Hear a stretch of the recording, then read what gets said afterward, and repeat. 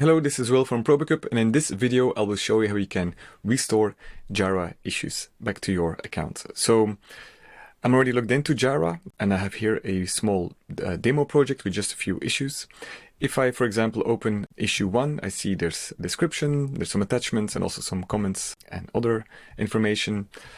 If I click here on the three dots and then click on delete, it says you're about to permanently delete this issue. So this shows that it's actually very quick and easy to permanently delete data from your Jira account. So I'll click delete and go ahead.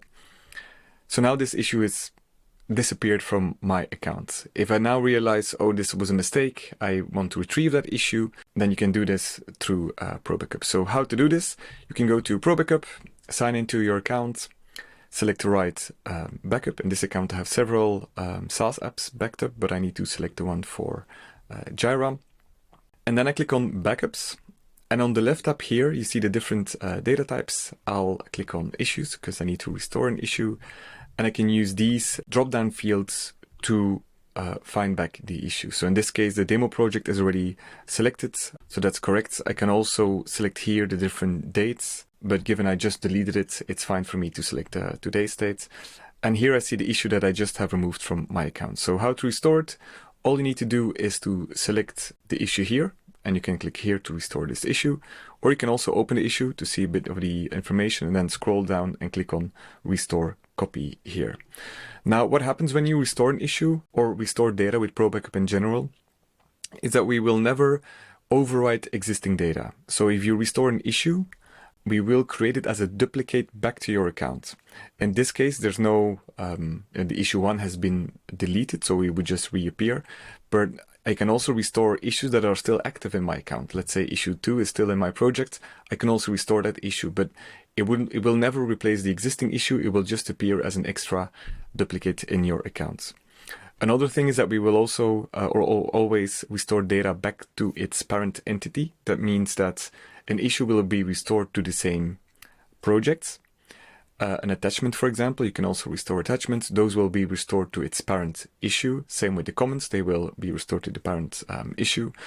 And if, for example, the project no longer exists, then you would need to restore the project in that case.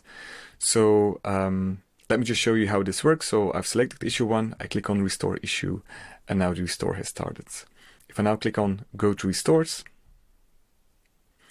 you see here the process of that one issue. So you see here the attachments are being restored. Also the comments are one by one being restored. And pretty quickly, all of the information has been restored and the status of the restore is put on done. So if I now go to Jira, and I don't need to refresh the page, I see the issue reappearing here.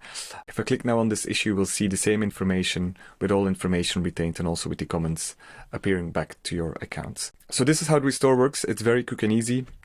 We always recommend our clients or users to try to restore for yourself. I can always just, let's say if I go back to backups, the demo project, and let's say restore this issue, the second issue,